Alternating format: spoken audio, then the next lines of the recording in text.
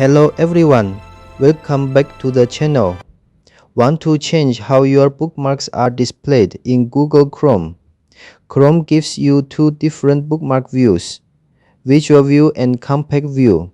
Visual View gives your bookmarks a more visual layout, while Compact View displays them in a simpler list. In this tutorial, I'll show you how to change the bookmark view in Google Chrome on your Samsung Galaxy S26 Ultra.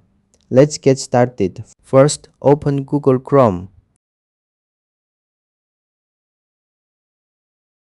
Next, tap the three-dot menu in the top right corner. Then tap Bookmarks. The Bookmarks page will open. Next, tap the View Options icon. A menu with two options will appear. You can choose Visual View or Compact View.